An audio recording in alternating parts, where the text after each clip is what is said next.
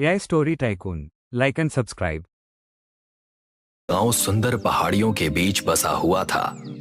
Charles और Clara जोसेफाबाद में बने हुए एक सुंदर घर की बालकनी में खड़े थे। तभी क्लेरा की नजर एक चर्च पर पड़ी। चार्ल्स, वो देखो, पहाड़ी की सुंदर हरियाली के बीच सामने बना हुआ चर्च कितना सुंदर लग रहा है। चलो ना चार्ल्स, चर्च में चलते हैं। वैसे तुम्हारा ख्याल बुरा नहीं है। वैसे भी आज हमारा इस गांव में पहला दिन है और अब हमें यहीं रहना है। इन गांव वालों में घुलने मिलने के लिए चर्च से ज्यादा अच्छी जगह कोई नहीं हो सकती। कुछ देर बाद चार्ल्स और क्लेरा चर्च के गेट के बाहर खड़े इधर उधर देख रहे थे कि तभी उनके कानों में एक महिला की आवाज टकराती है। तुम दोनों कौन हो? तुम इस गांव के तो नहीं लगते।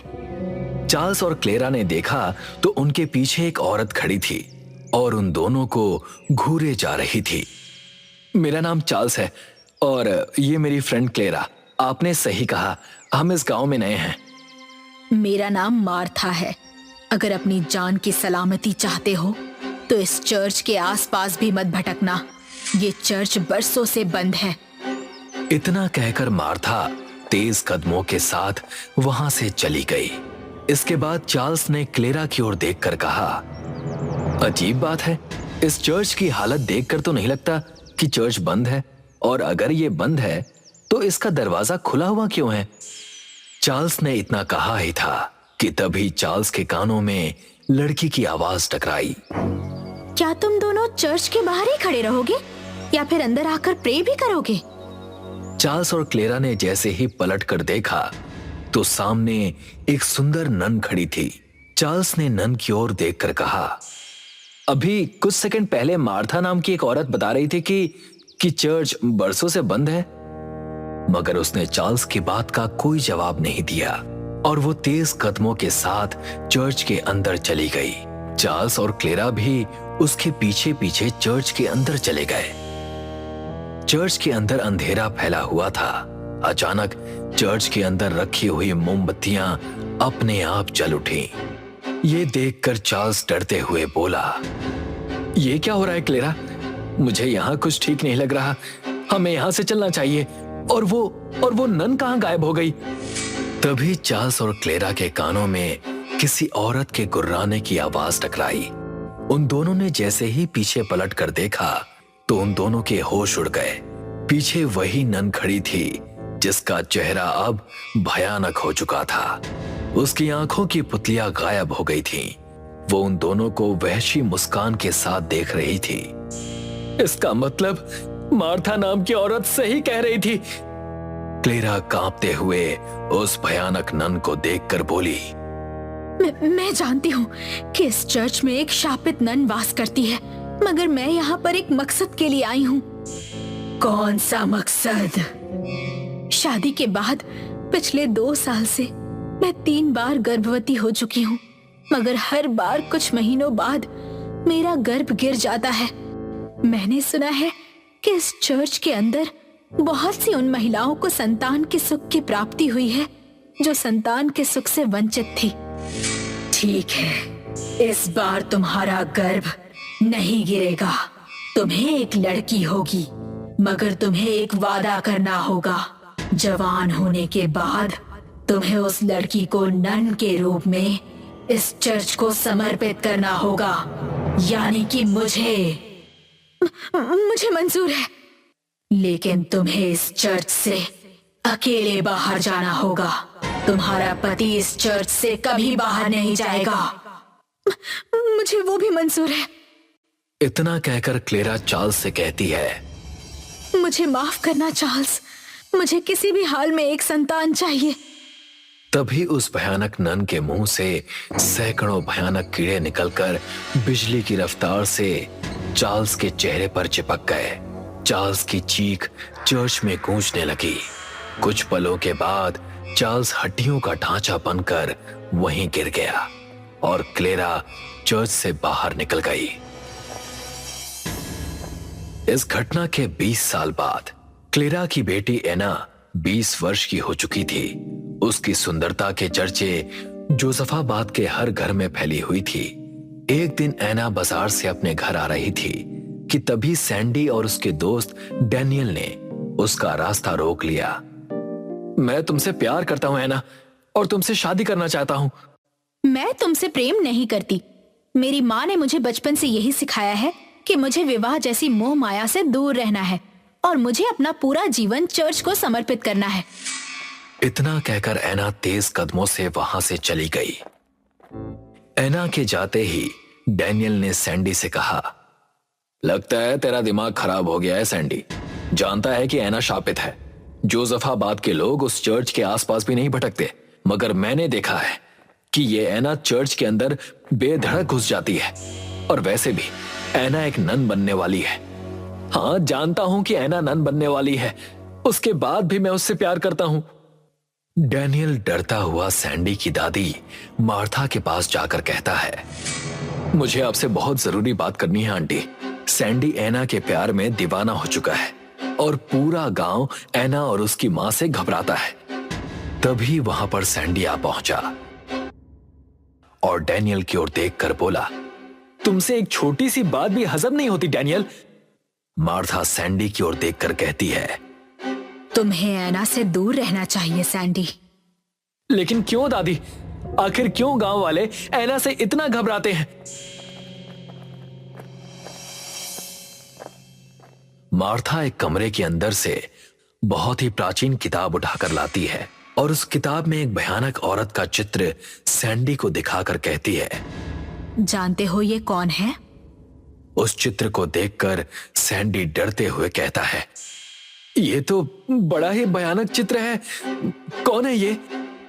ये एक शैतान की देवी का चित्र है सैंडी, जो दूसरी दुनिया में रहती है। दूसरी दुनिया? हाँ सैंडी, दूसरी दुनिया। हमारा ये चर्च हमेशा से वीरान नहीं था। बरसों पहले इस चर्च में एक नन रहा करती थी, जिसने एक लड़की के शरीर से आत्मा निकालने की कोशिश की थी, प्रीस्ट से पूछे बगैर। वो लड़की तो ठीक हो गई, मगर चर्च के अंदर दूसरी दुनिया का द्वार खुल गया और जिस शैतान की देवी का चित्र तुम देख रहे हो, उसने ऐना के शरीर पर कब्जा जमा लिया। तब से वो नन शापित हो गई। लेकिन उस शापित नन से ऐना और उसकी माँ का क्या संबंध? गांव वाले ऐना और उसकी माँ से इतना क्यों घबराते हैं? ऐना की माँ और पिता बरसों पहले मुझे उस चर्च के बाहर मिले थे। मैंने उन्हें चर्च के पास रुकने के लिए मना किया था, मगर वो नहीं माने और अंदर चले गए। कहते हैं कि कुछ देर बाद चर्च के बाहर सिर्फ ऐना की माँ निकली थी और उसके पिता का तब से कुछ भी नहीं पता चला। उसके बाद ही ऐना ने जन्म लिया। मैंने क्लेरा के बारे में पता किया तो मुझे पता चला कि क्लेरा के 3 बार गर्भ गिर चुके थे। जरूर उसने उस शापित नन से अपने लिए एक संतान मांगी होगी।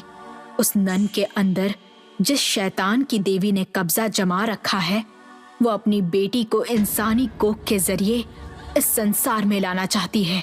क्लेरा से पहले उसने जिस इंसान की भी संतान की प्राप्ति कराई, वो संतान 10 वर्ष बाद ही इस दुनिया से चली गई। मगर ऐना अब तक जीवित है। ऐना शैतान की बेटी है, वो शापित है सैंडी। अपनी दादी माँ की बात सुनकर सैंडी चुप हो गया। आधी रात का वक्त हो चुका था।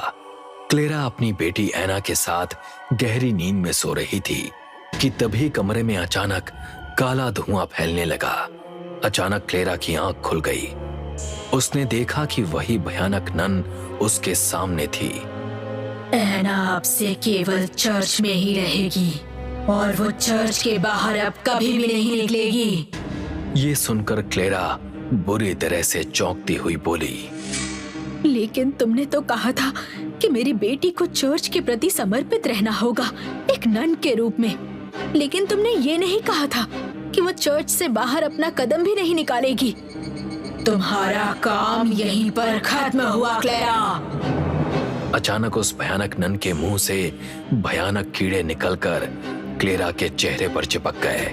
क्लेरा एक भयानक चीख के साथ कंकाल बनकर वहीं पर ढेर हो गई। तभी ऐना की आंख खुल गई और वो किसी सम्मोहित अवस्था में उस भयानक नन को देखने लगी। उठ जाओ ऐना, और अपने उस प्रेमी को जो तुमसे सबसे ज्यादा प्यार करता है चर्च के अंदर लेकर आओ। इतना कहकर वो भयानक दिखने वाली नन वहां से गायब हो गई। एना किसी सम्मोहित अवस्था में अचानक उस कमरे में पहुंच गई जहां सैंडी गहरी नींद में सोया हुआ था। अचानक सैंडी की आंख खुलती है और वो अपने सामने एना को देखकर बुरी तरह से घबरा जाता है और कहता है, तुम अंदर कैसे आई एना? चलो मेरे साथ। चार्ल्स किसी सम्मोहित अवस्था में एना के साथ चर्च के अंदर चला गया। चर्च के अंदर उस भयानक नन को देखकर चार्ल्स का सम्मोहन टूट गया और वो कांपते हुए एना की ओर देखकर बोला, ये कौन है एना? एना एक शैतानी मुस्कुराहट के साथ चार्ल्स से कहती है, ये मेरी माँ है चार्ल्स, तुम डरो मत। जैसे ही मैं और मेरी माँ तुम्हारे शरीर का खून पिएंगी, हम दोनों की शक्तियाँ जो इस संसार में पूरी तरह से काम नहीं करती वापस आ जाएंगी। इतना कहकर एना का चेहरा उस भयानक नन की तरह भयानक हो गया कि तभी उन दोनों के कानों में मार्था की आवाज टकराई। मैं जानती थी कि ऐसा कुछ होने वाला है। एना और उस भयानक नन ने जैसे ही पलट कर देखा तो उनके पीछे मार्था हाथ में बंदूक लिए हुए खड़ी थी। ना जाने कितनी कोशिश के बाद मैं अपनी बेटी को किसी इंसानी कोख के जरिए इस संसार में ले आ पाई हूँ। मूर्ख औरत, तुझे क्या लगता है तू इस इंसानी खिलौने से मुझे और मेरी बेटी को खत्म कर देगी? मैंने तेरे और तेरी बेटी के बारे में प्राचीन किताबों में बहुत कुछ पढ़ा है और मैं जानती हूँ कि तुम दोनों जैसे ही मेरे बेटे सैंडी का खून पियोगी, तुम्हारी शक्तियाँ वापस आ जाएंगी और तुम दोनों मानवता पर कहर ढा दोगी। मैं ये भी जानती हूँ कि मैं तुम्हारा मुकाबला नहीं कर सकती और उसके बावजूद भी तुम यहाँ मरने चली आई। तुमने मेरी पूरी बात नहीं सुनी। अगर मैं अपने बेटे को मार दूं, तो मैं ये भी जानती हूँ कि तुम दोनों हमेशा के लिए इसी चर्च के अंदर कैद होकर रह जाओगी और तुम्हारी शक्तियाँ भी खत्म हो जाएंगी। तुम दोनों के कहर से मानवता को बचाने के लिए अगर मुझे खुद अपने बेटे की बलि लेनी पड़े तो मुझे कोई हर्ज नहीं। इतना कहकर मार्था ने तुरंत गोली चला दी। ये तूने क्या किया? अपने ही बेटे को मार डाला। तभी उस भयानक नन और मार्था के शरीर में आग लग गई। मार्था तुरंत उस चर्च से बाहर निकल आई। एक तेज हवा के साथ उस चर्च का द्वार बंद हो गया। बाहर डैनियल कांपता हुआ मार्था से बोला, ये आपने क्या किया? इंसानियत को बचाने के लिए मेरे पास इसके अलावा और कोई चारा नहीं था। अब शैतान की देवी और उसकी बेटी हमेशा के लिए इस चर्च के अंदर कैद हैं। अब वो कभी बाहर नहीं आ सकती। इतना कहकर मार्था डैनियल को लेकर वहां से चली गई। ये बात 1940 की है, जब भारत में अंग्रेज रहा करते थे। संतोष बाबू अंग्रेजी सरकार में भाप वाली ट्रेन के ड्राइवर थे। उस समय हमारे देश में भूत प्रेत बुरी शक्तियों का प्रभाव ज्यादा हुआ करता था। हर दिन एक अंग्रेज रेलवे कर्मी एडवर्ड संतोष बाबू के घर ट्रेन की समय सारणी का पर्चा देने आया करता था। एडवर्ड हिंदुस्तानी परंपरा और संस्कृति से बहुत प्रभावित था। उसे साधु संतों और मंत्रों से बहुत लगाव था। एडवर्ड सिर्फ नाम का ही अंग्रेज था। गुड मॉर्निंग संतोष बाबू, ये रहा आपका आज की ट्रेन का time table. Good morning Edward ji. आओ बैठो, चाय पी लो। अरे नो थैंक्स, मैं चाय पी कर आया। आज के टाइम टेबल में कुछ बदलाव है, आप देख लीजिएगा। अरे एडवर्ड जी ये क्या? मेरी ड्यूटी तो डे शिफ्ट की होती है, पर आज तो नाइट शिफ्ट का टाइम टेबल आया है। जी संतोष बाबू, आपको ट्रेन का इंजन मुंबई पहुंचाना है, जिसके लिए आपको आज रात 1 बजे रेलवे यार्ड पहुंचना होगा। ठीक है एडवर्ड जी, मैं आज रात टाइम पर रेलवे यार्ड पहुंच जाऊंगा। संतोष बाबू ने अपनी पत्नी विमला को भाप वाला इंजन बम्बई पहुंचाने की बात बताई। अरे विमला सुनो, मुझे आज रात मुंबई रवाना होना है। तुम मेरा खाना पहले ही तैयार कर देना। 24 घंटे का सफर होगा कम से कम। सुनो जी, अकेले मत जाना, अपने साथ अपने दोस्त राजेश को भी ले जाना। और हाँ, रास्ते में वो अंधेरा पुल पड़ेगा। मैंने सुना है उस अंधेरे पुल में किसी खूनी प्रेत आत्मा का साया है। अरे ठीक है, मैं राजेश को भी साथ ले लूंगा। रास्ते में अंधेरा होगा, मैं अपनी साइकिल में टॉर्च लगा लूंगा। तुम चिंता मत करो। रात के 12 बजे संतोष बाबू और उनका दोस्त राजेश दोनों अपनी साइकिल में टॉर्च लगाकर रेलवे यार्ड की ओर निकल गए। जैसे ही संतोष बाबू और राजेश अंधेरे पुल के करीब पहुँचे कि तभी उन्हें एक सुंदर स्त्री दिखाई दी। अरे अरे, इतनी रात गए अंधेरे में ये महिला यहाँ क्या कर रही है? अरे छोड़ो राजेश, मुझे कुछ गड़बड़ लग रही है। अरे नहीं यार, मुसीबत की मारी लगती है, चल देखते हैं। संतोष बाबू और राजेश ने करीब जाकर देखा तो खूबसूरत साड़ी में वो महिला काफी सुंदर और आकर्षित दिखाई दे रही थी। अब सुनिए, इतनी रात गए अंधेरे में आप यहाँ अकेली क्या कर रही हैं? क्या मैं आपकी कुछ मदद कर सकता हूँ? मैं पुल के उस पार रहती हूँ, क्या आप मुझे पुल के उस तरफ तक छोड़ देंगे? उस महिला की खूबसूरती और आवाज पर राजेश सम्मोहित सा हो गया। संतोष बाबू अपने दोस्त को मना करने ही वाले थे कि राजेश ने उस औरत से कहा, हाँ हाँ, क्यों नहीं, हम उसी तरफ जा रहे थे। चलिए मैं आपको पुल के उस तरफ छोड़ देता हूँ। वैसे आपका नाम क्या है? मेरा नाम गुंजन है। एक हाथ से साइकिल पकड़े राजेश पैदल ही उस महिला के साथ पुल की तरफ बढ़ गया और जैसे ही राजेश ने उस महिला को दूसरे हाथ से स्पर्श करना चाहा, अचानक उस महिला का चेहरा बदल गया। उसकी आंखों की पुतलियां बिल्कुल सफेद हो गई, उसके बाल जमीन तक फैल गए और उसके नाखून भेड़ियों के जैसे लंबे हो गए। उसने भारी आवाज में संतोष बाबू से कहा, बहुत वक्त के बाद इंसानी खून पीऊंगी। इतना कहकर प्रेतात्मा बन चुकी उस औरत ने अपने भेड़िए जैसे दांत राजेश की गर्दन में गाड़ दिए और अपने नुकीले पंजों से एक झटके में राजेश की गर्दन उखाड़कर फेंक दी। इससे पहले वो संतोष बाबू की तरफ बढ़ती, वो साइकिल पर बैठकर तेजी से पैडल मारते हुए पुल से उस तरफ भाग गए। उन्हें दूर जाता देख प्रेतात्मा गुस्से से तिलमिला उठी। कब तक अपनी जान बचाकर भागेगा? मरेगा तू। उसकी चेतावनी से संतोष बाबू का कलेजा कांप गया। वो हाफते हुए रेलवे यार्ड तक पहुंचे और साइकिल सहित गिरकर बेहोश हो गए। एक अंग्रेज अफसर ने उन्हें उठाया। अरे संतोष बाबू उठो, होश में आओ। क्या हुआ आपको? सर मैं ठीक हूँ। मैं घर से ड्यूटी के लिए अपने दोस्त राजेश के साथ निकला तो अंधेरे में पुल के पास उस प्रेत आत्मा ने मेरी आंखों के सामने मेरे दोस्त को मार डाला सर। वो आत्मा कई लोगों को मार चुकी है। जब आप घर लौट कर जाओगे तब मैं आपकी मदद करूंगा। साहब मुझे बहुत डर लग रहा है। रास्ते में वो प्रेत आत्मा जरूर मुझे भी मार डालेगी सर। मुझे बचाओ सर, मुझे बचाओ। मैं प्रेतों से बचने वाले कुछ मंत्र जानता। तुम मुझे अपना रुमाल दो, मैं उसमें कुछ अभिमंत्रित दाने रुमाल में रखकर तुम्हें दूंगा। पर साहब उससे क्या होगा? क्या वो प्रेत आत्मा मुझे नहीं मारेगी? जब तुम पुल पार करोगे तो वो प्रेत आत्मा तुम पर हमला करने जरूर आएगी। जब वो तुम्हारे नजदीक आए तुम रुमाल में रखे दाने उस प्रेत आत्मा के ऊपर फेंक देना और पीछे मुड़कर मत देखना। आपको बहुत बहुत धन्यवाद साहब। संतोष बाबू डर कर अपनी साइकिल से उस पुल के जैसे ही करीब पहुंचे, अचानक प्रेतात्मा हवा में तैरते हुए अपनी भयानक शक्ल में सामने आ गई।